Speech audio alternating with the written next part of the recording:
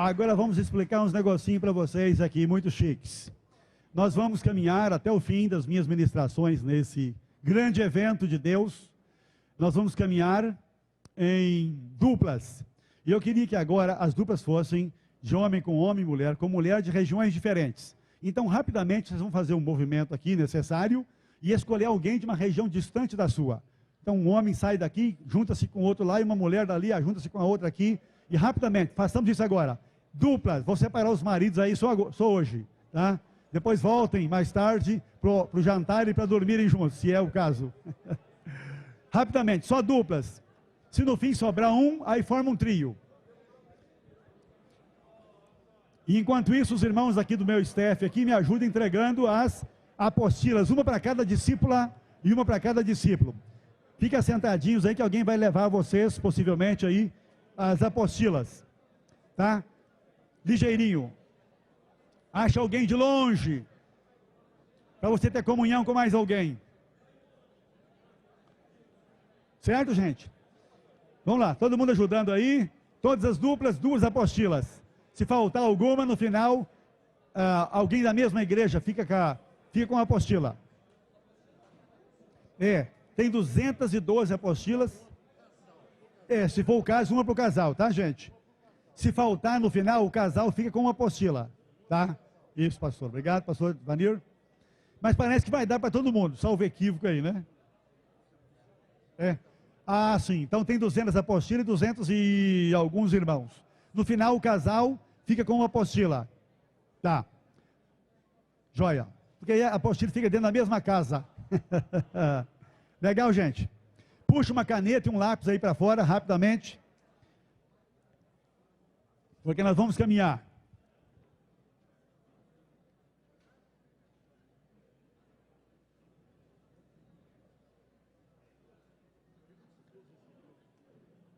Então, quem não recebeu, pede socorro.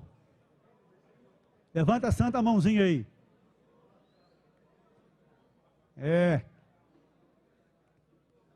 Em duplas, de preferência com irmão e irmã de uma outra região.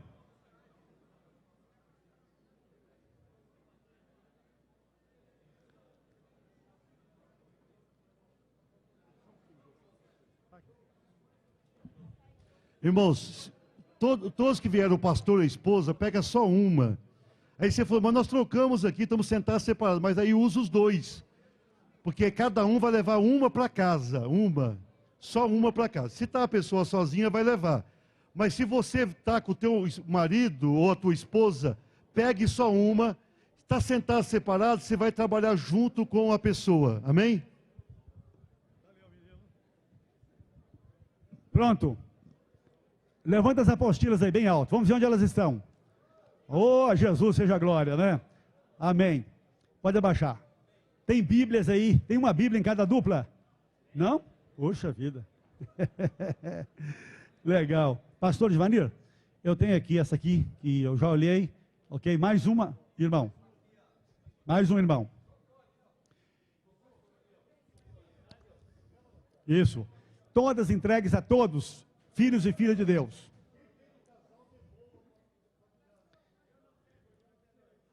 Isso, vai dar certinho, viu, gente? Tá.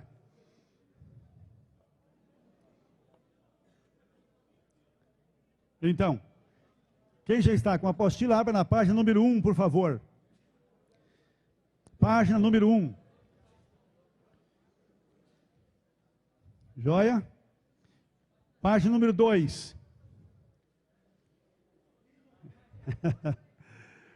Página 1, página 2. Na página 2 você verá aí o índice do nosso projeto.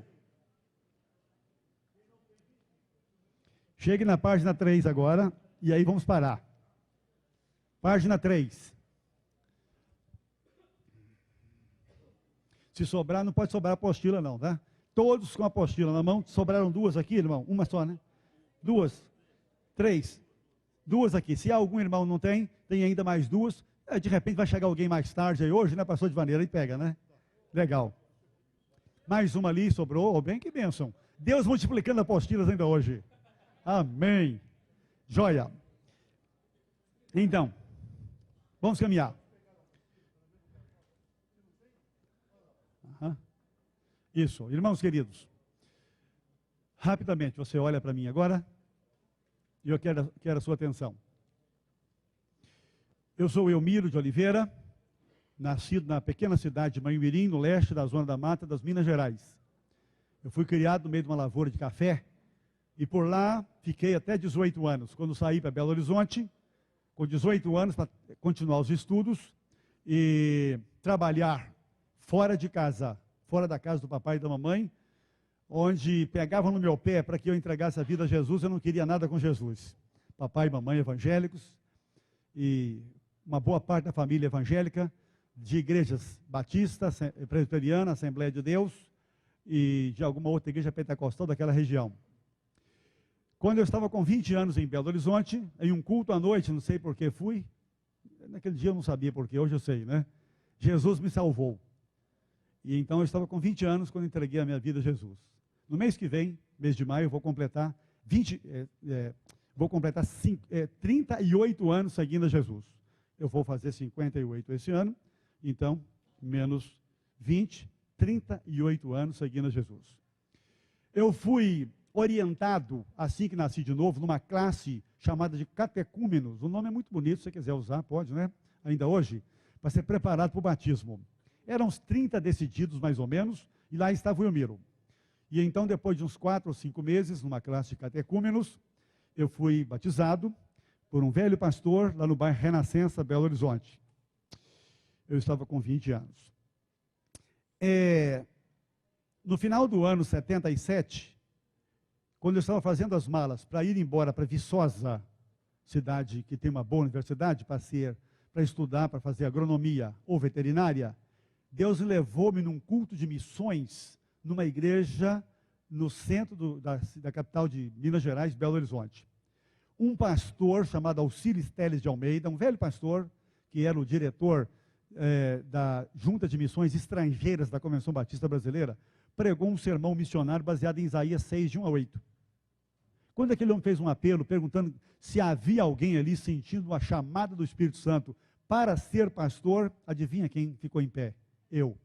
E mais, talvez lá uns 10 ou 15 meninas e meninos, rapazes e moças, alguns mais adiantados em idade. Então Elmiro desfez a mala em janeiro do ano seguinte, que era 78, para ir para Viçosa, e fiquei em Belo Horizonte, entrei no seminário, de onde saí em 81 como pastor, já ordenado, e já namorando. Então casei-me em 81, ano que fui ordenado, com a dona Thalita Antunes de Almeida Oliveira, missionária da CEPAL também. Nós geramos 2 filhos, nós temos a Eugênia Rosa, missionária da CEPAL, nosso genro é o Cassiano Luz, também missionário da CEPAL. Eu tenho cara de titio assim, mas já sou avô, viu? Nossa neta está fazendo essa semana 1 ano de nascida. Temos um filho chamado André Estevão, é um filho por adoção. Nós não podíamos gerar mais filhos, só geramos a Eugênia Rosa, e aí Deus nos deu o André Estevão, um rapaz que fez semana passada 24 anos, termina odontologia na UERJ esse ano. Tanto a Eugênia quanto o André foram discipulados por mim e Thalita em casa, e eles são multiplicadores desses valores onde estão, para a glória de Deus. André é solteiro e está terminando odontologia e tem outros sonhos na vida dele, também no reino de Deus. Eu já era pastor já há muitos anos. Eu estava mais ou menos com 15 anos, 15 para 16 anos de vida pastoral, quando aconteceu o que o Josué contou aqui. Quando eu tive contato com o pastor Geraldo, que era um discipulador, com o Josué, em Vitória, e foi para Belo Horizonte. Eu era diretor de uma área da Convenção Batista Mineira, na época, liderando missionários e pastores, e não era discipulado. Embora já teólogo, embora envolvido na liderança do trabalho em Minas Gerais. E, naquele tempo, a partir de um pequeno grupo, eu pude entender o que significava relacionar-se com o Senhor, com outros irmãos, prestar contas, crescer, amadurecer, tirar as máscaras. E se eu pudesse contar, então, há mais ou menos 16 anos, esse homem que está em pé aqui tem estado envolvido no discipulado, na mentoria e na capacitação de filhos de Deus. Há 16 anos, indo para 17 anos, Deus nunca deixou faltar ao Elmiro de Oliveira, todo ano, um pequeno grupo de pastores para andarem comigo. Eles pensam que eu estou cuidando deles, mas eles estão cuidando de mim, quando andamos juntos. No dia 30 desse mês, se você for ao Rio de Janeiro, você me verá na rua Senador Furtado, número 20, começando a caminhar com mais 12 pastores que já estão prontíssimos para essa nova caminhada de 2013, no grupo de mentoria e pastoreio, estando eu ali como facilitador daqueles pastores. Deus me tem dado a bênção também de cuidar de não pastores, de casais leigos. Eu e Thalita somos preletores de encontro de casais com Cristo e ministramos para as famílias em algumas áreas, tipo economia doméstica, intimidade espiritual do casal, educação de filhos, mas tudo no contexto do grande mandamento, da grande comissão. Não dá para a gente fazer mais nada sem estar conectado nesse negócio, porque isso passa a ser, assim, parte da vida da gente. Até as mensagens que eu prego em algum lugar onde sou convidado para pregar, eu estou conectando isso com o discipulado, com prestação de contas, com para casa, com deveres, depois desse culto aqui, que estamos terminando, essa coisa toda aí. Porque isso já está impregnado na minha abençoada vida de seguidor de Jesus, já há quase 38 anos. O que mais eu diria? Deus tem usado o Elmiro também para realizar de 25 a 35 seminários desse no Brasil por ano. Deus me tem permitido capacitar cerca de 2.000 irmãos de várias denominações em nosso lindo Brasil, convidando-os para experimentarem o grande mandamento e praticarem a grande comissão. Dou a Ele o louvor, a honra e a glória. E você é testemunha disso nesse momento. Ah, Senhor, para onde é que nós vamos, né? E agora? Então, quando fomos desafiados pelo Josué a andarmos com vocês nesse Brasil, nesse ano, nós oramos e aceitamos o desafio, pastor Advanir, com muita graça. E quando o Elmiro leu isso aqui, eu fiquei encantado com essa visão, com essa missão, com esses valores, com essas estratégias, porque eu vejo isso na palavra de Deus e quero dizer que vocês, irmãos e irmãs, estão experimentando uma coisa singularíssima nesse tempo do Espírito de Deus agindo em toda a terra. Vocês não têm a mínima ideia desse contexto em que vocês estão inseridos. Ah, não tem. Por mais que você tente imaginar, você não tem. Deus está começando uma obra enorme na sua vida, na sua igreja, que não é sua, é dele, na verdade, né? Na denominação chamada Presbiteriana Renovada do Brasil, que vai causar impacto em milhares e, por que não dizer, milhões de pessoas no Brasil e fora do Brasil nos próximos anos, se vocês perseverarem nesse negócio. Amém? Mas está tudo começando. No sentido de quê? Começando no sentido de vocês terem um plano de unidade. Não está começando aqui uma nova Bíblia, né? Vocês já escutaram sobre isso, já têm lido sobre isso. Eu tenho visto os materiais de vocês, chegou na minha mão todo o material que vocês têm, tá? E olha, eu fiquei encantado com tudo aquilo, inclusive incluí nessa apostila que vocês receberam aí. Então, em resumo, eu estou querendo dizer nessa primeira parte aqui, que Deus me tem usado para ser discipulado, ser mentoreado, para pastorear pastores e ser cuidado por eles, e por isso só, e só por isso é que eu tenho autoridade para, em nome de Jesus, ministrar a vocês sobre esse negócio, porque eu estou vivendo esse negócio. O melhor ensino é o exemplo, tá? Então, por isso estou com vocês aqui, aprendendo cada dia com as experiências dos irmãos e das irmãs, nos mais diversos lugares do Brasil. O que significa obedecer a Jesus, amar a Jesus e fazer a vontade dele e ser encontrado por ele fiel no dia final. Quando ele vai dizer para você e para mim, né? Bem está, servo bom e fiel. Sobre o pouco foste fiel. Sobre o quê? Então esse muito ainda virá, né? Como alguém já disse, né? O melhor ainda virá, né? Mas tudo começa com a obediência nesse momento. Então, esse projeto aí não é um partido político, é PDS, né? Projeto de Discipulado Sistemático. Já houve um partido no Brasil com esse nome. Então, na verdade, esse projeto tem uma visão e uma missão. E nós colocamos tudo no contexto dessa denominação que é de Jesus no Brasil. Você pode ler, por favor, aí, qual é a visão, então? Igrejas presbiterianas renovadas do Brasil, comprometidas com o Senhor Jesus e em obediência integral ao grande mandamento e à grande comissão. É isso que vocês querem mesmo? Se for, levanta a mão pedindo ajuda a Deus assim. Irmãos queridos, é isso mesmo. Igrejas presbiterianas, igrejas históricas, pentecostais e neopentecostais, igrejas de Jesus comprometidos com o fundador da igreja. E isso leva a uma obediência que é integral e não relativa, porque há um cristianismo relativo no Brasil, que você conhece, eu não tenho nem que falar nem mal e nem bem dele, né? Muito bem, ainda nessa página aí, nós colocamos a missão. Missão é o resultado de uma visão. Quem tem uma visão e não tem uma missão, fica paralisado e não vai para lugar nenhum. Leiam juntos comigo, por favor, a missão proposta aqui. Qual é a missão? Capacitar as igrejas a partir de seus pastores e líderes, objetivando alcançar os dois macro propósitos do quê? Do reino de Deus. Vamos ver então quais são. Irmãos, eu estou atrapalhando. É o seguinte: se alguém quiser mandar uma mensagem para uma pessoa assistir em casa, vai dar para assistir. Já está ali, ó. Aqui, mas não telefona não, você pode até mandar uma mensagem só. Não vai telefonar que você vai trabalhar uma mensagem, né? Então é o seguinte, já vai entrar no nosso site, vai estar lá no nosso site, Crescimento Sustentável, a pessoa vai poder, ou entrar direto em portal Água Viva, quiser anotar aí, portalaguaviva.com.br.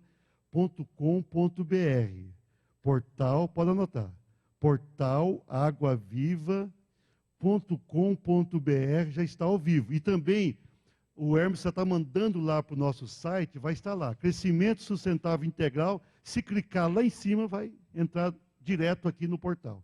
Entenderam?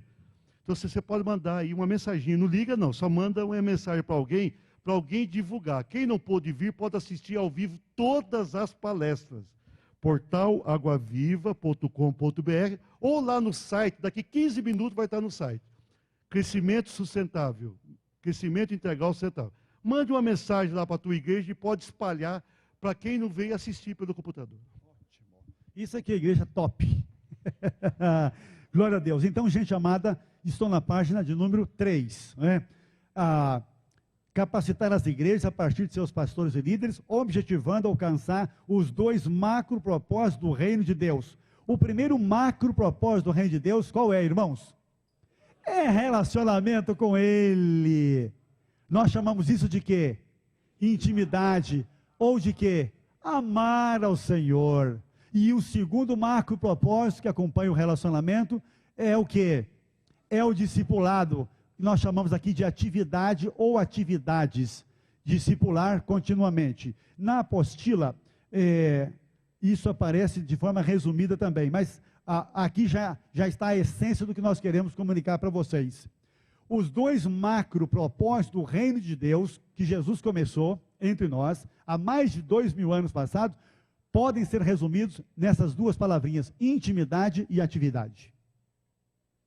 Gente querida, eu e você amamos atividades, amamos trabalhar na obra do Senhor. Na verdade, trabalhar é uma coisa boa, nós herdamos de Deus isso.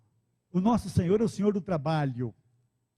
Nosso Deus é operoso. Jesus disse, eu trabalho até agora e meu Pai trabalha também. Antes da queda, havia orientação para Adão e Eva trabalharem, e os filhos também, e os netos e bisnetos também. Depois da queda, alguns agravantes surgiram, mas o trabalho não foi retirado, foi aumentado, né? E tal.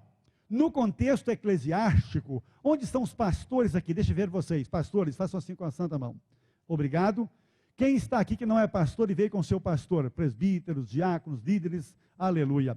Olha só, é impressionante como é que nós somos bastante atraídos pelas atividades da igreja, pelas tarefas da igreja. Nós suamos a camisa, manhã, tarde e noite. Em nosso contexto, nós falamos que nós somos pastores de tempo integral. E exibimos o nosso serviço nesse formato. Eu trabalho 24 horas por dia. Eu estou deitado, dormindo, minha irmã, meu irmão, minha ovelha querida, e você pode ligar para mim na hora que você precisar, que eu vou levantar da cama feliz, e vou atendê-la, e vou levá-la ao hospital, ao pronto-socorro, vou lá orar para o parto, não tem problema, não é verdade? Se houve um acidente, eu chegarei por ali, antes do SOS chegar, antes como é que chama? Do SAMU chegar. Não é verdade? Irmãos queridos, eu sou pastor, eu vou completar em julho desse ano, 32 anos de pastor ordenado. Pastoreei 15 anos seguidos em Minas Gerais.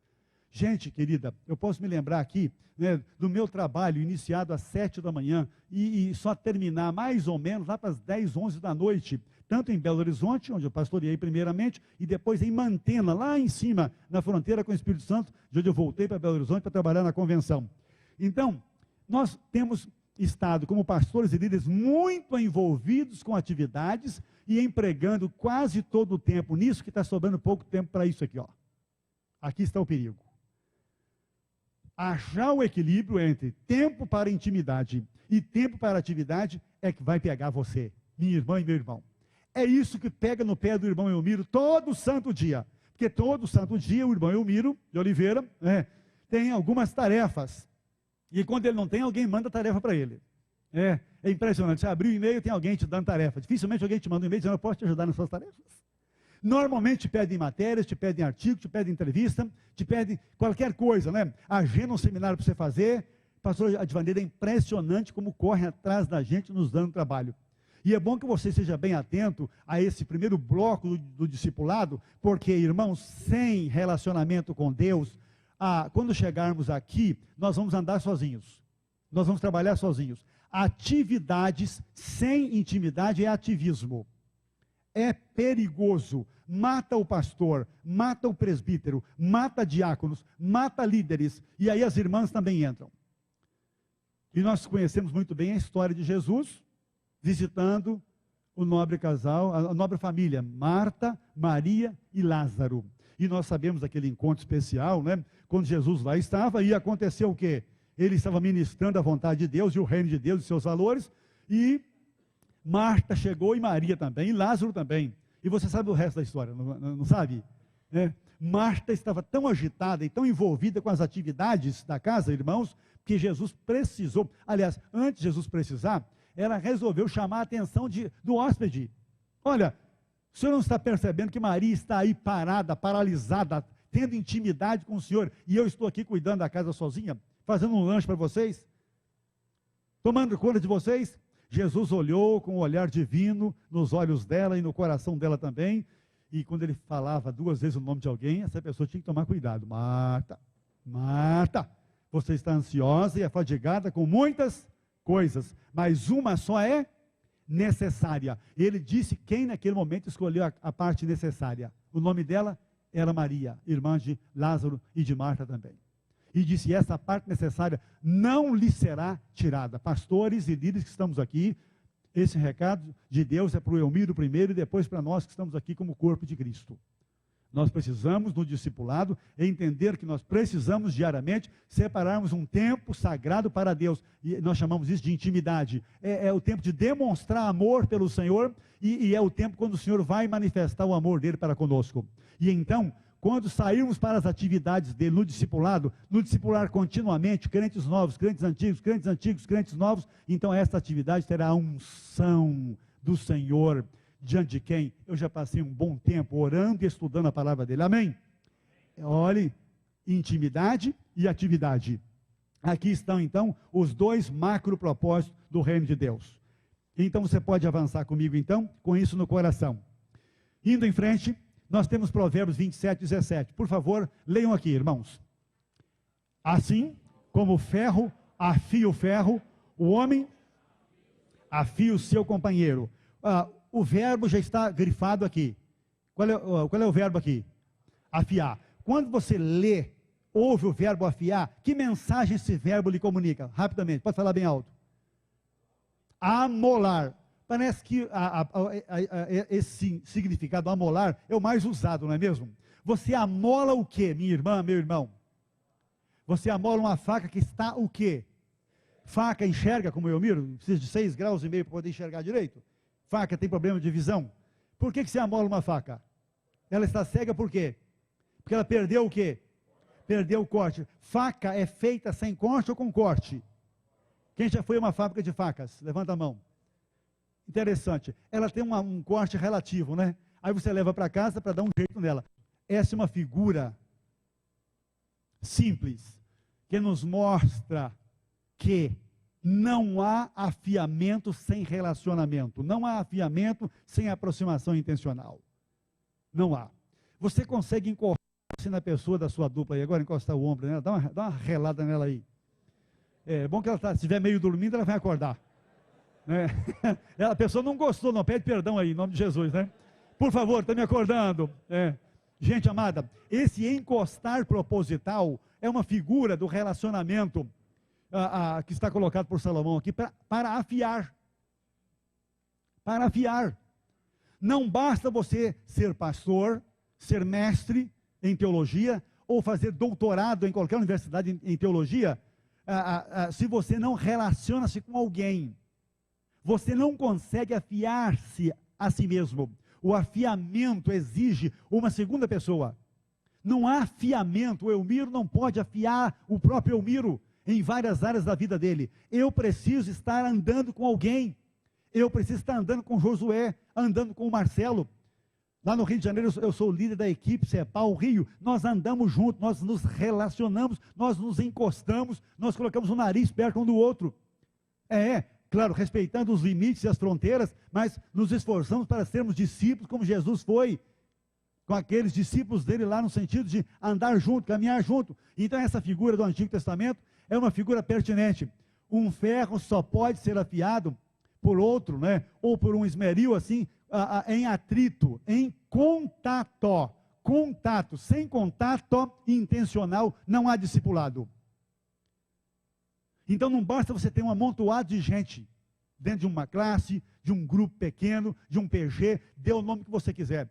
Os que estão em grupos pequenos, ou em duplas, ou em trios, precisam ter a santa intenção de dividirem a vida. Aí começa o relacionamento a acontecer. Abrir o coração, compartilhar o que está acontecendo, tirar as máscaras, deixarem de serem sobre-humanos para serem simplesmente humanos, amém? É o que está faltando em nosso meio, especialmente no meio pastoral. Eu estou dentro desse negócio há 32 anos. Nos últimos anos eu tenho andado com mais de 160 pastores em grupos pequenos, só em grupos pequenos. Não estou contando aqui a minha caminhada no meio de 100 aqui, 200 ali, 500 no outro retiro, eu vou lá, faço uma preleção, prego uma mensagem de meia hora e vou embora. Não houve relacionamento, houve uma pregação, uma inspiração. Discipulado não tem só inspiração, tem transpiração. Você tem que suar a camisa nessa relação, nesse relacionamento, tá certo? Então, assim como o ferro afia o ferro, o homem afia quem? O seu companheiro. Um discípulo afia o outro discípulo. Então, afiar significa o quê? Pode escrever na apostila. Afiar significa amolar, mais o quê? Preparar, muito bem. Preparar, mais o quê? Montar. Mas aí já é a forma, né? Eu estou tentando colocar uma palavra aqui que tem o mesmo sentido de afiar, amolar, o irmão falou, preparar, dar fio, interessante, dar fio, dar corte, é verdade, dar corte, lapidar, boa palavra essa, né? Bom sentido, lapidar, essa lapidação aí envolve relacionamento, irmãos, e há um preço para a lapidação acontecer. E é interessante, irmãos, uma figura do campo ainda, e dos instrumentos lá, em contato com o instrumento. Um trabalhador que insistir em usar uma enxada chamada cega ou sem corte, vai precisar de mais ou de menos energia? Mais energia, olha só a figura. Se você insistir em liderar essa igreja que Deus te deu, sem discípulos afiados, você vai fazer um esforço danado para ter algum resultado, e o resultado será lá na ponta pequeno, e a culpa será, sabe de quem? Do pastor. Que de acordo com Efésios 4, de 11 até o 16, está ali colocado por Deus para ser o afiador, o aprimorador, o aperfeiçoador, aquele que dá fio, né? Aquele que equipa os santos para a obra do ministério. Efésios 4, especialmente versículo 12, né? Com o fim de preparar os santos para a obra do ministério, e esse afiamento é feito nesse formato que aqui estamos mostrando para vocês. Mas agora, no Novo Testamento, nós temos o quê? 2 Timóteo 2. Então, vamos ler juntos? Portanto, você, meu filho, fortifique-se na graça que há em Cristo Jesus, e as palavras que me ouviu dizer, na presença de muitas testemunhas, o quê? Confias a quem? A homens fiéis, que sejam também capazes de ensinar outros. Suporte comigo os meus sofrimentos, como bom soldado de 2 Timóteo 2, 1, 2 e 3. Todo mundo aqui já sabe, repito rápido, que as últimas 3 cartas que o pastor Paulo escreveu foram a Timóteo, a Tito e depois 2 Timóteo, e ele foi embora. Acabei a carreira aí, guardei a fé. Naquele contexto ali, Paulo escreveu isso aqui. Olha que riqueza. Essas 3 últimas cartas de Paulo, 1 Timóteo, Tito e 2 Timóteo, são cartas do coração de um pastor para um pastor que foi o seu substituto. Sabiam disso? Timóteo foi o sucessor de Paulo, não foi Barnabé, não foi Silas, e nem João Marcos. É isso. Então o apóstolo Paulo escreveu esse texto de despedida para o seu sucessor Timóteo. O que foi que ele escreveu? O que ele pediu? Ele disse aqui, portanto, você, meu filho. Irmãos, a relação no discipulado toma a forma de paternidade. Toma essa forma de intimidade, de paternidade respeitosa, e eu estou sempre destacando que há limites. No genuíno discipulado, ninguém é refém de ninguém, ninguém é discípulo de ninguém. O Elmir é discípulo de Jesus Cristo e somente dele. Quem anda comigo em pastoreio e em mentoria são orientados a terem o foco em Jesus, Hebreus capítulo 12, 1, 2 e 3, e lá vai fumaça, né? Tem a parte da disciplina lá na frente, né? É verdade. Mas nós criamos o quê? Uma relação de profundidade tal que coisas da minha vida ou na minha vida que eu sozinho não posso resolver, eu vou dividir com quem está andando comigo. Por quê? Eu não serei rejeitado, eu não serei fuzilado, eu não serei exterminado, mas serei amado, serei o que mais? Respeitado, serei acolhido e mais do que isso, irmãos, eu serei socorrido, eu serei ajudado. O ombro amigo está faltando, irmãos. Quando não há esse compartilhamento aberto, você, meu filho, pastor Timóteo, disse o apóstolo Paulo, né, e mentor dele, fica difícil, irmãos, a gente viver assim. E eu vou dizer uma outra coisa para vocês, pastores e líderes. Quando nós estamos vivendo esse negócio, nós nos comportamos como se fôssemos competidores e não aliados. E olha, infelizmente, eu não tenho uma boa notícia para vocês. Se você tem dúvida disso, pode fazer uma experiência na sua cidade, pequena, média ou grande. Os pastores estão virando competidores. Só um exemplo de uma competição que acontece agora entre nós, que eu vejo não só na cidade do Rio de Janeiro, mas vejo na minha pequena cidade de Manhumirim, com 30 mil habitantes. Por que eu vejo? Porque eu estou sempre lá, no meio da minha parentada. Uma ovelha de uma determinada igreja tem lá um problema, uma dificuldade com seu pastor ou com outro irmão, líder ou não, ele resolve evitar aquele irmão ou aquele pastor, e ele vai lá para uma outra igreja e começa a adorar ali. E aquele pastor fica todo feliz, porque ele está recebendo um visitante, ovelha de um outro pastor. Aquele pastor que ficou muito feliz em receber a outra ovelha, não argui a ovelha que chegou como visitante, perguntando a que vieste. Alguns até lhe entregam uma ficha de adesão para no futuro próximo, e não médio nem longo, você filiar-se a essa igreja. Afinal de contas, estamos fazendo a vontade de Deus aqui. Eu sou, nesse ponto, um pastor muito radical. Eu sugiro que aquele pastor que recebeu aquele visitante, e todos são sempre bem-vindos, se tem o nome da ovelha visitante, que insinuou que não veio só visitar, está querendo mudar de igreja, de aprisco, e de coxo, e de sal e de comida, que ele faça um contato com o pastor daquela ovelha, da mesma denominação ou não, perguntando o que está acontecendo do outro lado, porque pode ser, irmãos, que ele esteja recebendo gato por lebre, bode por ovelha. E sabe quem é que vai pagar o preço? Você, lá na outra ponta. Isso que eu estou falando com os irmãos aqui, irmãos, eu aprendi depois do 10º ano de pastorado. Aprendi. E estou aprendendo ainda a crescer dentro desse negócio de relacionamento. Bem, aqui eu estou falando sobre o problema da competição. Quando estamos andando juntos, quando estamos caminhando em parceria, em mentoria, em discipulado, em prestação de contas, isso que eu acabei de falar aqui não vai existir mais.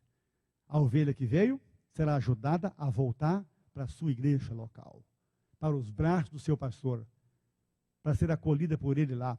E se brigou lá, ela é orientada duplicadamente a voltar e a resolver os problemas lá.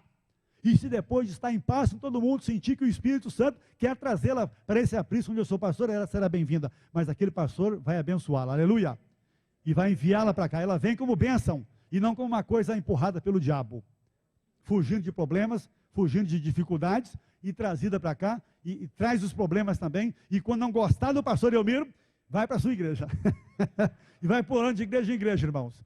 E no final, esse irmão, esta irmã, e às vezes até mesmo um pastor, um líder, um seminarista, um diácono, um presbítero, não crescerá, não amadurecerá. Continuará sendo um nanico na fé, como dizem os irmãos lá do Nordeste, né? Um anão na fé, porque ele não foi ajudado a realmente ficar no lugar dele. Então Paulo disse: Timóteo, você é meu filho, fortifique-se na graça que é em Cristo Jesus. Irmãos, o discipulado não é uma coisa legalista. O discipulado bíblico é graça pura, tá? Aleluia, é graça pura. Se não tiver graça, irmãos, você não aguenta esse negócio não. Porque de vez em quando alguém vai pisar no seu pé. Alguém vai trair você. Se não tiver a graça de Deus sobre a sua vida, enquanto você trabalha com discípulos para amadurecê-los e ajudá-los na maturidade deles, você vai desesperar-se. Porque isso aqui não é uma, assim, 10 regras. Quem cumprir é discípulo, quem não cumprir está fora. Não é nada disso. É relacionamento, é intimidade com o Pai. Mas, na verdade, todos nós sabemos que, pela graça, nós fomos salvos por meio da fé. Mas a Bíblia diz que o justo vive também, além de viver pela fé, ele vive debaixo da graça e das misericórdias de Deus. Hoje, dia 19 do mês 4 de 2013, pela manhã, o Senhor renovou as misericórdias dele para o mundo inteiro, até sobre a Coreia do Norte. Porque ela não mandou bomba em cima de ninguém, nem ninguém destruiu-a. Deus ama aquele povo como ama você e a igreja dele, gente amada. Então é graça. A primeira palavra de Paulo para o seu sucessor foi: meu filho querido, seja saudável na graça que há em Cristo Jesus. Você tem que crescer na graça, experimentar a graça de Deus. Nós cantamos o velho hino, né? Maravilhosa graça, né? Graça de Deus sem par. Como poder contá-la? Como hei de... E vai, por aí afora. Vocês conhecem essa melodia, né? É isso. Isso é para ser vivido. Isso é para ser experimentado. Então é graça pura. Graça na entrada, graça na caminhada, para ter graça na chegada. Senão não tem graça na chegada. E viver o cristianismo, irmãos, fora da graça, é vivê-lo legalisticamente, tentar fazer como os irmãos da região de quê? Da Galácia, que queriam ter um pé na lei e um pé na graça. E aí não dá, viu, irmãos? Hoje a igreja vive depois de Atos 2. O que veio antes é promessa para frente, não para trás. O foco de Jesus é para frente, não há foco para trás, né? Os principais faróis do seu carro estão na frente, não estão atrás. Só os faroletes para uma marcha ré de noite, uma ou outra aqui, né, com alguém dizendo: vem, para, né, que estão lá. A coisa é para frente. Então é graça pura. E as palavras que me ouviu dizer na presença de muitas testemunhas. Você sabia que o abençoado Timóteo, quando foi inserido pelo Espírito Santo de Deus na equipe do apóstolo Paulo, Paulo, eu estou agora pensando, estou pensando naquele encontro, na segunda viagem de Paulo, de novo na casa de Timóteo, na cidade de Listra. Quando Paulo chegou de novo lá, na sua segunda viagem missionária, Barnabé, numa esquina antes, já havia decidido continuar o ministério dele, indo para Chipre, junto com João Marcos. E Paulo e Silas caminharam um pouco mais e chegaram até a casa de... o nome da mamãe e da vovó do Timóteo? Eunice e Loide, né? Ou Loide. E o pai era grego. Dessa Grécia aí, viu que está quebrada, né? Também. Então, aquele menino deveria ter naquele momento mais ou menos 18 anos. E o abençoado Paulo, estava agora com mais ou menos 48 anos. Vejam a distância entre eles. Pastor Edivanir, que coisa, hein? Paulo com 48 anos e o garoto com mais ou menos 18 anos. E ainda assim, ele pôde ser recebido, porque o Espírito de Deus estava naquele negócio, como parte da equipe missionária do chamado apóstolo aos gentios, Paulo de Tarso. Não é lindo isso? A equipe continuou assim formatada. Era o líder Paulo, o Silas estava ali, doutor Lucas possivelmente, e agora o Timóteo entra na equipe. Isso me emociona. Aquelas duas idades, tão distantes. E ali estava o menino, convertido na primeira viagem missionária de Paulo. Ele nasceu de novo na primeira viagem missionária. Possivelmente a mamãe e a vovó, não sei se o papai entregou a vida a Jesus também, né? Paulo foi perseguido ali, ele sabia o preço que significava ser discípulo de Jesus, ser seguidor de Jesus. Sua família estava levando a sério o reino de Deus. E agora, queridos irmãos, com certeza, a história nos diz que os dois andaram juntos de 15 a 18 anos. Quando Paulo escreveu isso que está na tela aqui, está na sua Bíblia aí, Paulo estava com mais ou menos 70 anos, e a distância de idade entre os dois era de 30 anos, então ele estava com mais ou menos 40 anos. Tem alguém aqui com 70 anos? Um homem com 70 anos aqui? Fica em pé. Com 69 ou 71 para facilitar? Ih, não tem? Com 72? Não, eu queria menos. 73, 72. Quem tem 72? 73? Todo mundo é novinho aqui, né? Denominação nova, 35 anos, todo mundo novo. Você tem quanto? Tem menos? Estou vendo de fé. Eu também tenho 32 de fé. Tem alguém aqui com 74? Fica em pé, 75, ganhou. Olha ali, gente, fica em pé, 75. Olha o Paulo, gente, careca. Olha o Paulo já com a barriguinha assim, saliente. Olha o Paulo de barba branca. Olha aqui, gente, o Paulo. É aqui, ó, escrevendo. Segura o pé, segura a onda aí. Olha o Paulo. Tem alguém aqui com 18 anos? 19 ou 20? Aqui. Cadê um rapaz com 17, 18, 19, 20 anos? Não tem? Eu queria, fica em pé. Qual é a sua idade, meu filho? Hein? Tem com menos de 23 anos? Cadê? Fica em pé aqui. Olha aqui o Timóteo, que bonito, gente. Olha lá. Olha, é isso aqui, esse é o quadro. Olha o Timóteo aqui, ó. Ah, não, eu fiz uma confusão. Deixa eu mudar aqui. Se aqui pode sentar, não deu para você. Deu para você antes. Tem alguém aqui com 40 anos? Deixa eu contextualizar. Com 40. Aqui na frente. Um homem com 40. Cadê? 38. Fica em pé você. Bem, aqui ficou melhor. Está perto dele aqui, né? Esse aqui, ó, está quase dizendo, acabei a carreira e guardei a fé. Está dizendo. E esse aqui, ó, vai receber o bastão dele. Essa é a ideia que está na palavra aí. Aquele está cansado, exausto, não é? Recebeu o salário, nem é bom comentar como é que foi, né? Sofreu nas mãos de inimigos e tal. Agora, olha para ele. Você está pegando o bastão dele. Está pegando a bola no pé dele. Você vai sucedê-lo. Irmãos, é isso que Paulo está dizendo para ele. Tu, pois, meu filho, olha para os dois aí agora, cruzem os olhares. Tu, pois, meu filho, fortifica-te na graça que há em Cristo Jesus. Paulo quer que Paulo, irmãos, é um caso interessante sobre a experiência com a graça de Deus. A minha graça te basta, disse Paulo lá em 2 Coríntios capítulo 12. Ele sabe o que é a graça.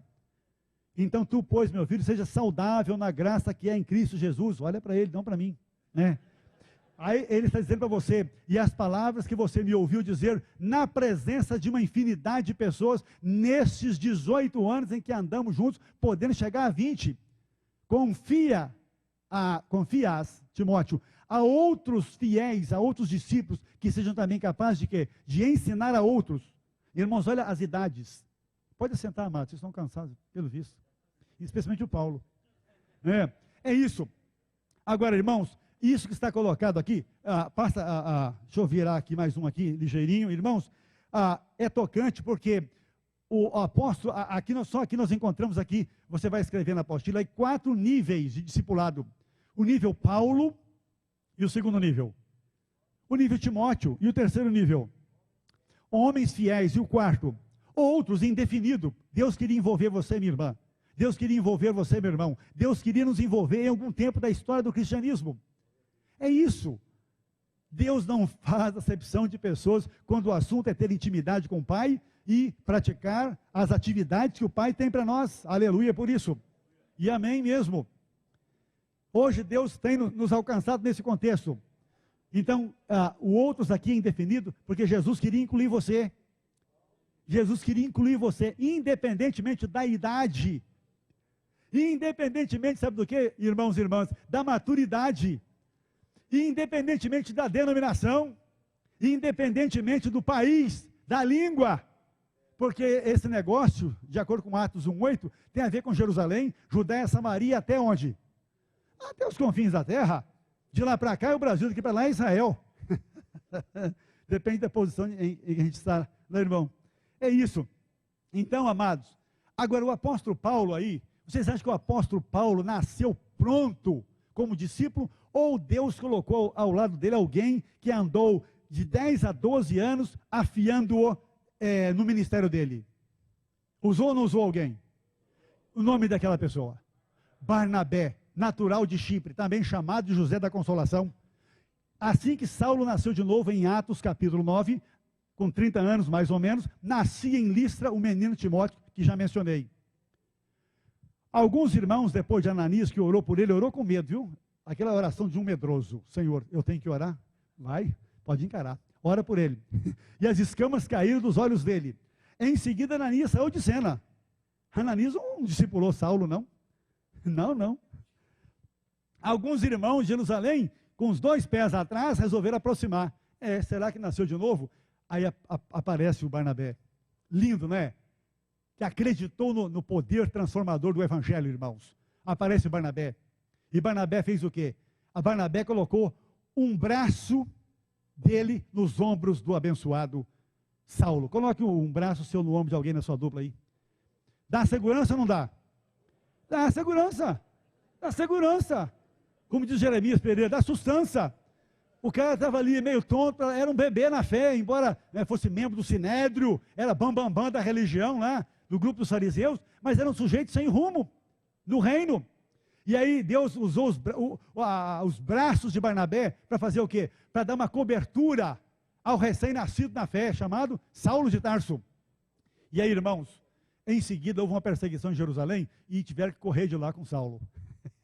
Tremendo.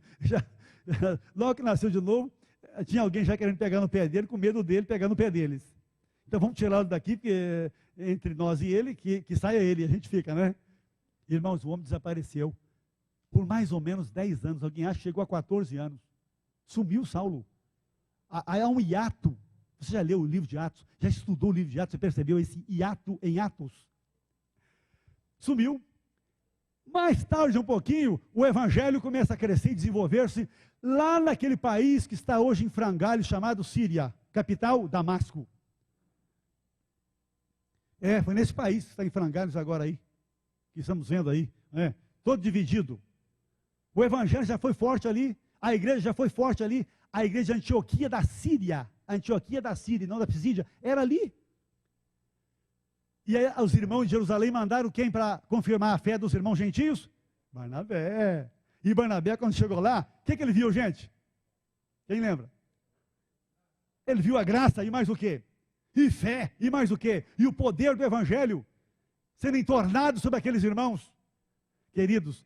E ele ficou tão feliz, e ele, como era um líder já em maturidade, em crescimento, que tinha aberto mão de seus bens, para o bem maior fazer parte da vida dele, foi chamado para ser o pastor daquela igreja, um dos pastores, aquele colegiado de pastores, hein? Coisa chique, hein?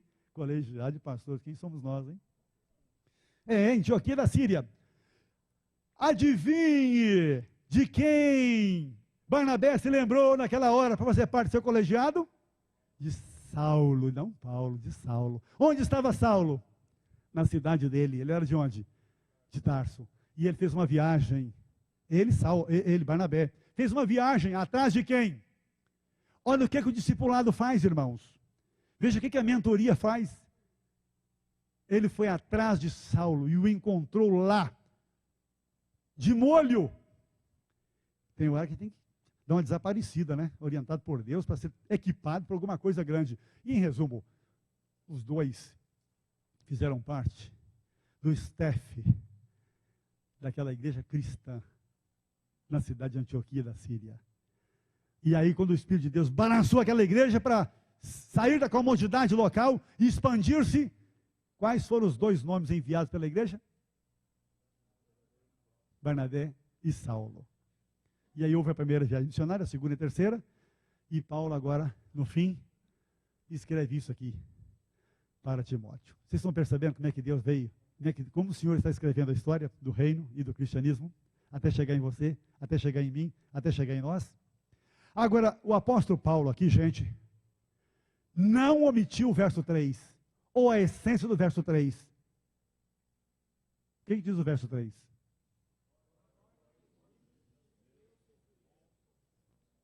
Como o quê? Minhas irmãs e meus irmãos. No verso 1, graça. No verso 2, multiplicação. E no verso 3, preço. Preço. Preço. Preço e preço. O abençoado Barnabé, que Deus usou para afiar, para moldar Saulo, que moldou Timóteo, que moldaria homens fiéis e que moldariam outros. O abençoado Barnabé surgiu ali em Atos 2, 3 e 4. Você tem coragem de me dizer quais foram possivelmente os 2 apóstolos mais ousados que devem ter abençoado o Barnabé assim que ele nascera de novo? O que você acha? Quem estava em evidência ali em Atos capítulo 2, ali, 3 e 4 e 5 e 6, por ali? Um nome é Pedro. Pode anotar isso aí sem erro. Se tiver erro, Jesus põe na minha conta. Quem andava do lado de Pedro? Para baixo e para cima. Eram 2. Era uma dupla masculina. Pedro e João. Queridos e queridas, aqueles 2 homens passaram virtudes e valores para o irmão Barnabé e para muita gente. Com certeza. Não só porque eles foram pregadores em Atos 2, gente, mas porque os 2 foram discipulados pelo autor desse projeto. O nome dele? Jesus de Nazaré. Essa é a origem desse seminário e desse plano universal do reino de Deus. E não é denominação, e não é seita. Está na Bíblia. E a graça é internacional também, tá? E o poder de Deus está sobre toda a igreja verdadeira, tá? Tá bom? E Deus é amor também, viu? É visão mundial, né, gente? Não é lindo isso? A gente fica aí brigando por causa dessas siglas que levantamos, mas lá no juízo final não vai ter nada disso. Vai ser um grupo da direita e na esquerda e acabou, né? Aleluia. Mas olha só, irmãos, Deus usou Jesus para mentorear, discipular 12. E eles trabalharam com Barnabé, 2 deles pelo menos, não é? E Barnabé trabalhou com quem que eu falei? Com Saulo. E Saulo com quem? Com Timóteo. E então Timóteo, homens fiéis, e esses a outros, e a coisa era para continuar desse jeito mesmo, minhas irmãs e meus irmãos. Agora tem um preço. Suporte comigo os meus sofrimentos. Meus irmãos queridos, isso custa dinheiro, tá? Para eu fechar esse grupo de 12 pastores, eu dei interurbanos, porque tem alguns que moram mais distante. Eu liguei para o celular de todo mundo e a conta vai chegar na minha conta, na minha fatura. E eu não vou pedir para eles me reembolsarem, não. Eu vou ter que me virar. É o preço. Alguém tem que pagar o preço. Toda terça-feira, de 3 às 5 e meia da tarde, eu desligarei meu celular para andar com esse grupo, numa sala fechada, a um preço. Se a minha mulher passar a mão naquele momento, que Deus cuide dela, porque eu só vou chegar em casa às 6 horas da tarde. Eu estou com eles enfiados numa sala do Rio de Janeiro, cuidando deles, e uns dos outros. De vez em quando, um deles diz assim, porque já pode dizer, eu não tenho dinheiro para voltar para casa hoje, vim pela graça. Nós vamos ter que enfiar a mão no bolso e fazer o quê? Pagar a passagem daquele pastor do grupo pequeno, de mentoria e discipulado, e pastoreio, para ele voltar para casa. Numa outra hora, alguém vai dizer assim, o meu casamento está ruim. E aí o discipulador vai ter que dizer o quê? Gente, vocês podem ir para casa, e eu vou ficar um pouco mais aqui com, como é que é seu nome? Com o Altair. É o preço, e vou ficar ouvindo o Altair até tarde, se for preciso. E se o meu carro está na porta, vou dar uma carona para ele até no ponto do ônibus dele, do metrô. Há um preço, meus irmãos, que os discipuladores, que os mentores, que os pastores de pastores têm que pagar, como Jesus pagou. Há um preço, isso não sai de graça. A salvação é de graça, mas o discipulado de Jesus custa tudo o que temos. Amém? Ou não tem amém? Custa tudo? Não tem amém, pastor. Você pode custar? Né? Tem assim, misericórdia, help. Não dá, né? Amém. Então tem um preço. E aí fica em pé rapidamente, com a sua apostila na página 2, 4, aliás, e vamos ler o texto que está na apostila? Em pé, todo mundo. Vamos ler aí Marcos 12, 28 a 31. Beleza? Vamos lá? Já? De todos os mandamentos, qual é o mais importante? Respondeu-lhe Jesus: o mais importante é este: ouve, ó Israel, o Senhor, o nosso Deus, o Senhor é o único Senhor. Ame o Senhor, o seu Deus, de todo o seu coração, de toda a sua alma, de todo o seu entendimento e de todas as suas forças. O segundo é este: não existe mandamento maior do que estes. Amém? Pode assentar. Preenche isso aí. Isso aí dá até um cafezinho, coisa de mineiro, hein? Olha aqui. Devemos amar o Senhor de todo o coração. Ó, café. Eu só inverti aí, sem mexer na tradução sagrada, né? Pode preencher aí, então. Coração, homem emocional. Toda a alma, homem espiritual. Todas as forças, homem físico. Todo o entendimento, homem racional. E devemos amar ao próximo, é a nossa vida social, meus irmãos. Não é só doando sangue, não, lá para o Hemo Rio, Hemo Minas, Hemo São Paulo, como é que chama, né? Há muita coisa que os filhos de Deus podem fazer, não só em ocasiões de tempestades, de barranco caindo lá em Petrópolis, né? O tempo todo nós podemos e devemos ajudar. Então, o grande mandamento é o amor em prática, viu, gente? Essa é uma definição que vai ajudar. O grande mandamento é o amor em prática. Pastor Emílio, o irmão tem um outro verso da Bíblia para explicar isso melhor? Tenho. Eu tenho João 3,16. Porque Deus amou o mundo de tal maneira que fez o quê? Que deu. Você não tem mais um verso? Não, pastor, isso está muito fraco. Tem, Romanos 5,8. Deus prova o seu para conosco em que, o quê? Cristo morreu por nós, quando nós ainda éramos o quê? Que coisa linda! Você precisa mais do que isso? Pastor Emílio, eu queria mais um. Vou te dar, 1 João 3,16. Mesmo verso. Mesmo capítulo, mesmo verso, de outra carta. 1 João 3,16. Em João 3,16, Deus em ação. Em 1 João 3,16, é você em ação. 1 3,16. Joia, gente? Então, o grande mandamento é isso aí. Pode virar na página 5, por favor. O grande mandamento, irmãos, que é a intimidade com Deus e com o próximo, agora nos apresenta o quê?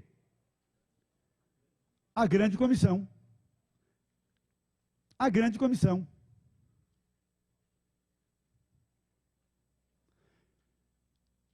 Irmãos queridos, a grande comissão só é grande por causa do autor dela. Nome do autor dela?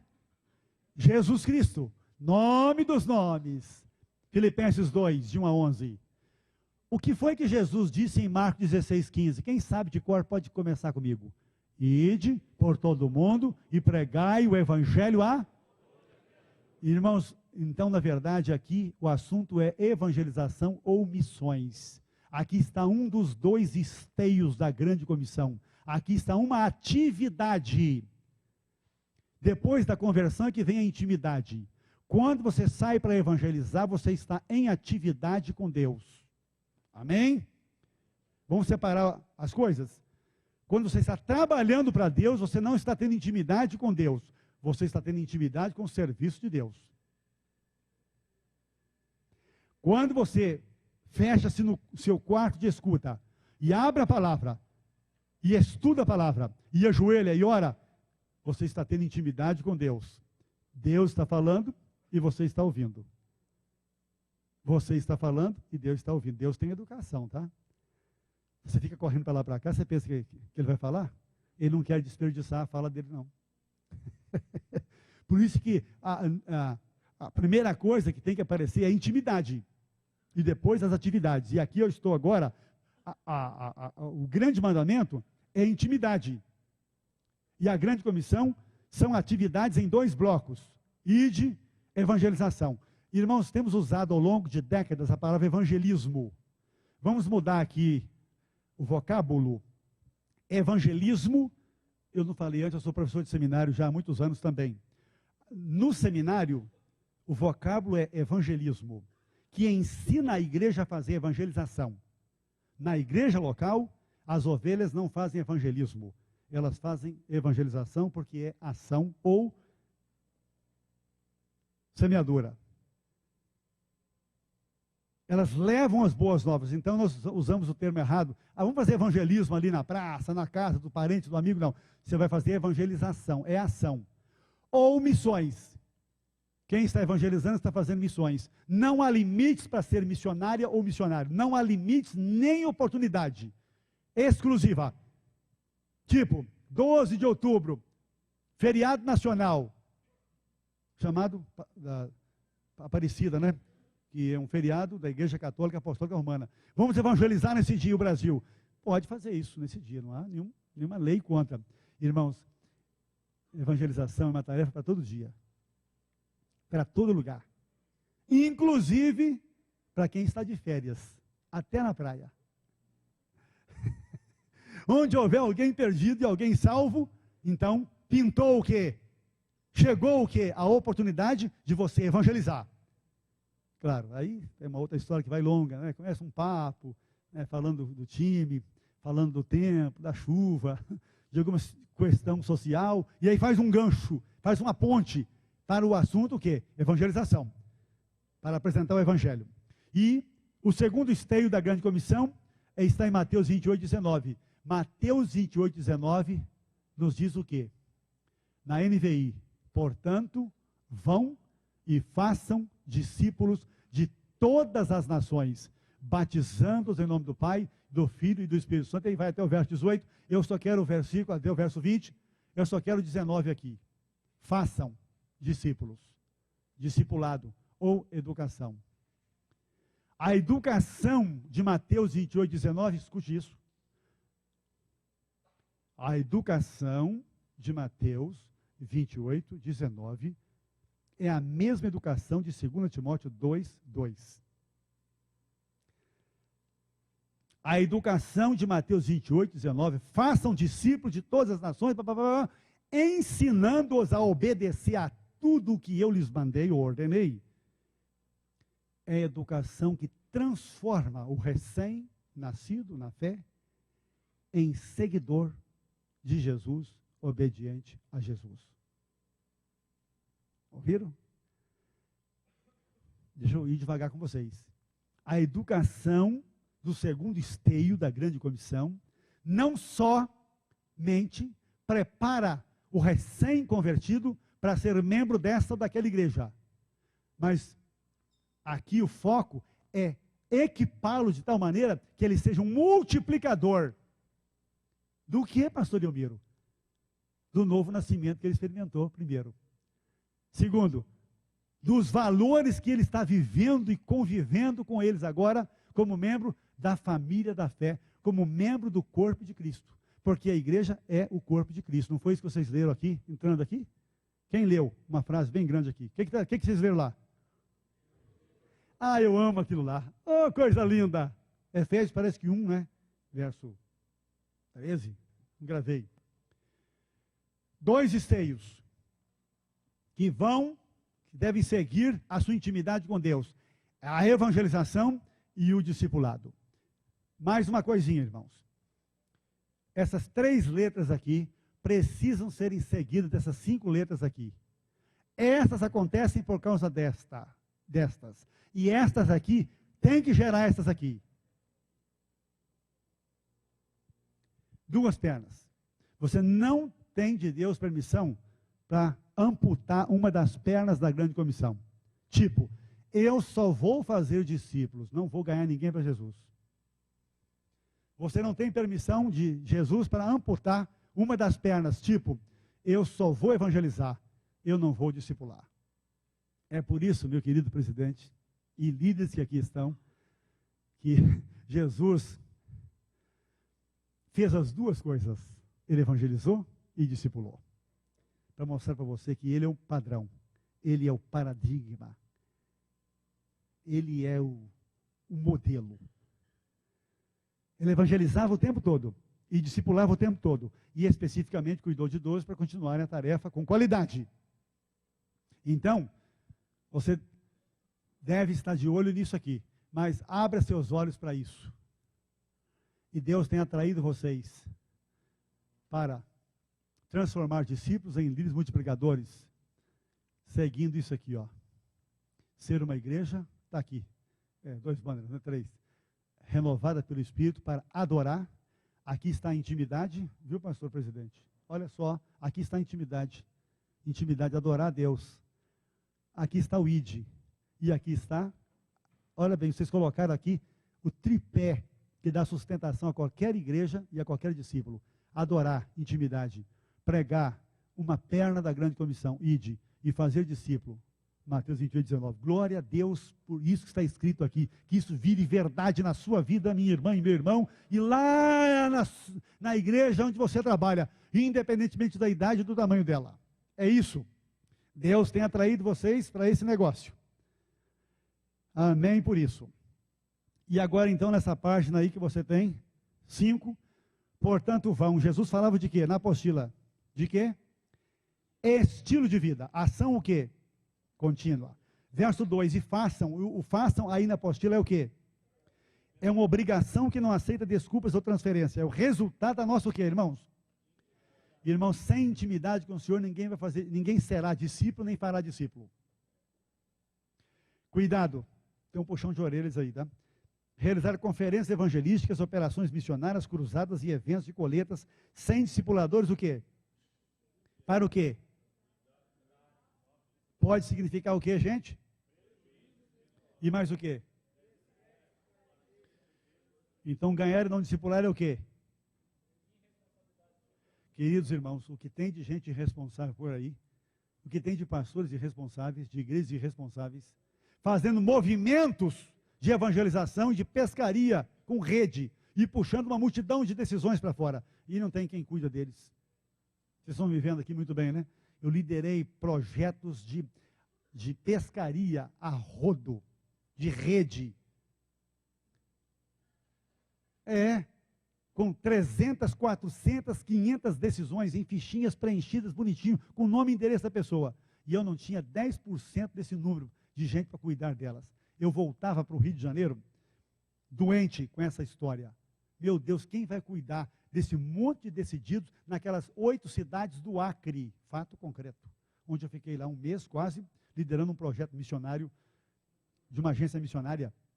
Voltei de Porto Alegre numa outra operação missionária, com dezenas, centenas de decisões, e eu não tinha, lá naquelas igrejas que nos receberam, irmãos, pessoas para cuidarem daqueles decididos. Que tristeza.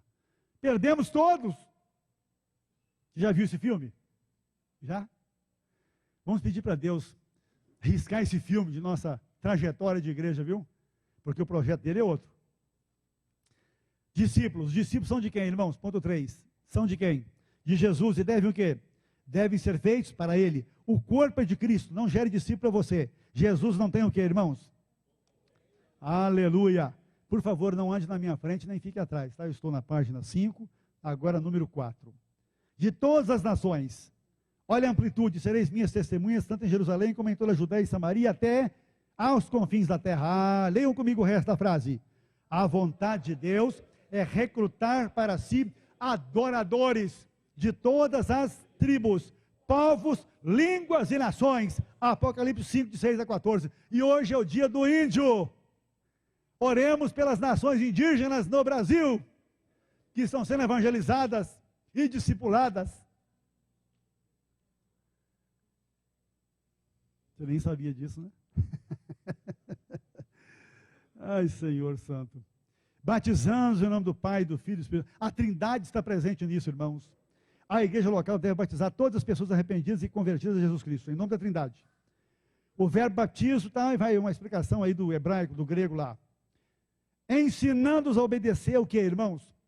A tudo e não só a uma parte do que lhes ensinei, ordenei. Leiam juntos comigo aí as 2 frases finais. O discipulador deve sempre obedecer a Jesus e ter o quê? Os discipuladores devem estar em crescimento. Podem virar a página rapidamente. A igreja evangélica brasileira começou aqui em 1855, estado do Rio de Janeiro. Irmãos congregacionais. Então, em 2013, estamos completando quantos anos, gente? 158 anos. Então, nestes 158 anos de história evangélica brasileira, faltou-nos a outra parte da grande comissão, que é o quê? Você, escute isso, nosso modelo evangélico é conversionista. Vamos trabalhar para muita gente converter-se. Vamos trabalhar para muita gente nascer de novo. Vamos trabalhar para batizar muita gente.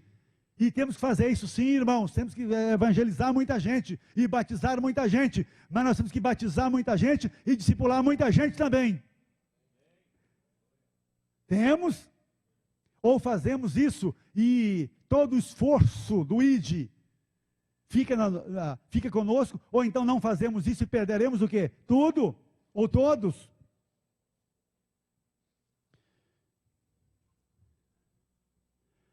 Agora vai um beliscãozinho aí do Espírito, hein? Amós 7, 7 e 8. O que diz aqui? Ele me mostrou ainda isso. O Senhor com o que mais?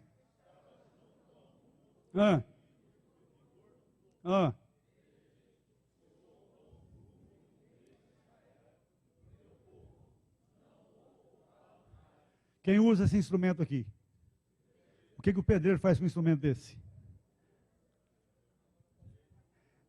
Alguém aqui já foi pedreiro? Servente de pedreiro? Mestre de obras? Um bom pedreiro faz uma boa parede certinha sem isso? Sabia que quanto melhor o pedreiro, mais instrumentos ele usa? Quanto melhor for o mestre de obras, mais instrumentos da sua área ele vai usar. Amém ou não amém? Irmãos queridos, você leu lá no texto agora, Deus, depois do cativeiro, mandou um recado fulminante para Israel, rebelde e desobediente. Estou pondo um prumo no meio de Israel, meu povo. E aí Deus disse o quê? Não vou lhe dar mais uma colher de chá. Minha irmã e meu irmão, eu não sei até quando é que Deus vai nos suportar com esse cristianismo ralo e raso nosso. Ô, irmão, para de rir, começa a chorar. Irmãos, a coisa está séria. Falta caráter, falta maturidade, falta idoneidade, falta valores, falta oração, falta jejum, falta virarmos noites em vigília de oração para Deus salvar a pátria, salvar a presidente Dilma, salvar o governador do estado, o prefeito da cidade, os vereadores, salvar o Joaquim Barbosa e todos os 11 ministros do Supremo Tribunal Federal. Falta oração, sim, irmãos, pelo Brasil e no Brasil. Somos uma igreja de movimentos, de atividades, mas de pouca profundidade. E Deus pode estar nos chamando às contas agora, irmãos, num tempo desse, no contexto da intimidade e das atividades que devem seguir a nossa intimidade com Ele. Minha irmã e meu irmão, eu carrego esse prumo para todo lado aí. Estou aprumado, né, irmão? Amém. Esse é o instrumento. Estou pondo um prumo no meio de Israel. Irmãos, Deus vem pondo prumos no meio de seu povo, de seus líderes há muito tempo. A gente não percebe. A gente estuda a Bíblia e não percebe isso. Escute mais essa. Lá pelo ano 90, chegando a 100 mais ou menos, Deus colocou o seu prumo, ou o prumo da sua palavra, a sua alerta, em 7 pastores de 7 igrejas da Ásia. Apocalipse 2 e 3. E nenhum deles obedeceu ao chamamento celestial. Queridos e queridas, eles não obedeceram. E pouco tempo depois, onde estavam igrejas, que têm nomes, Apocalipse 2 e 3, elas foram apagadas, varridas daquela região. E no século V, possivelmente, o diabo levantou um homem chamado Maomé, que criou o islamismo. E hoje, irmãos queridos, nós temos que conviver com eles que estão ocupando o nosso lugar. Vocês ouviram isso? O presidente da Síria é muçulmano, O presidente do Irã é muçulmano. 90% mais ou menos da Turquia, onde estavam aquelas 7 igrejas, hoje são todos muçulmanos. Os cristãos estão sendo perseguidos onde crescemos no passado.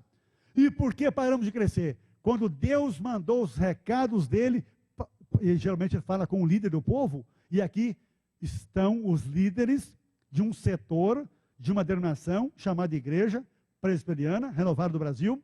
Você não veio aqui por acaso, você não caiu de paraquedas aqui. Deus está agora lhe chamando a atenção para você voltar ao primeiro amor. Esse é o chamado. Ele está lhe chamando para voltar a obedecê-lo, porque se não houver obediência, Deus cessa as bênçãos. E há uma promessa rigorosa, há uma ameaça. Se você não tomar modo, se você não me obedecer, eu virei a ti e removerei o seu castiçal. Irmãos e irmãs, a igreja de Jesus não será extinta da terra, mas uma igreja local pode morrer sim. Há 110 anos mais ou menos, no Canadá, A.W. Tozer pregava para uma multidão que ouviu o evangelho. Alguma coisa aconteceu de esquisito lá. Eles não fizeram discípulos. E hoje, onde aquela igreja reunia-se com milhares de pessoas, existe uma seita oriental ocupando aquele espaço. Se nós não voltarmos o foco para a essência do verdadeiro cristianismo, sendo discípulos, tendo intimidade com o Senhor e fazendo discípulos, nós corremos um sério risco de daqui a alguns anos, não sei se 50, se 100, se 200, não sei. E temos que vender aquele patrimônio onde está uma igreja evangélica hoje para um armazém de café, de arroz, de feijão, para uma casa de ferragens, talvez para um salão do reino das testemunhas de Jeová, talvez para os mormons, ou quem sabe, eles vão jogar aquele templo no chão e farão uma mesquita naquele lugar.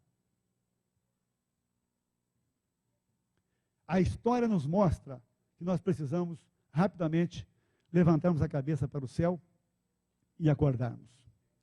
E aí, irmãos queridos, o que está escrito aqui?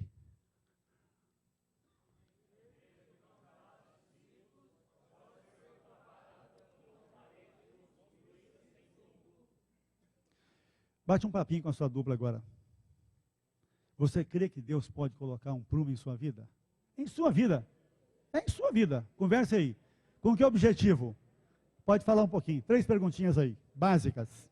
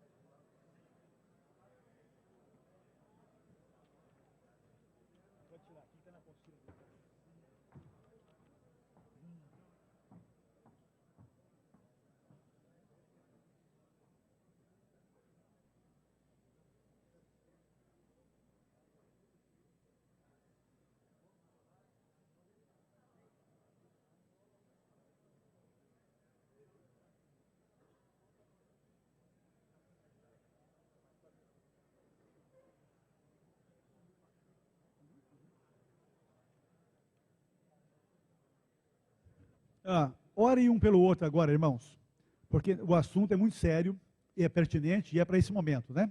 Ore um pelo outro agora, por favor.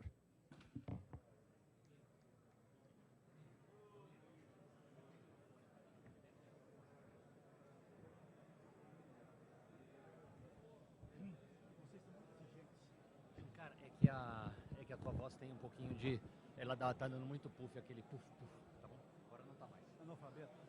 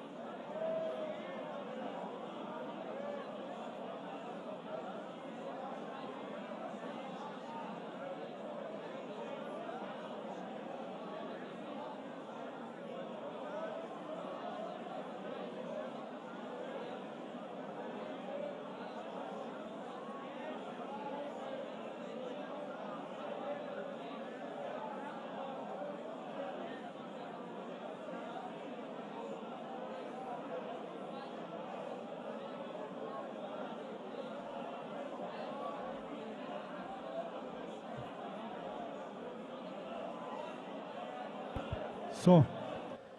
Amém. Amém e amém. Deus seja louvado. Esse é o primeiro módulo de mais 2 que vem aí. Quem sentiu um toque de Deus diferente, levanta a mão aí. Amém, amém, amém. Mexer com esse negócio aquece a alma da gente, né? Pastora Edvanir, por favor.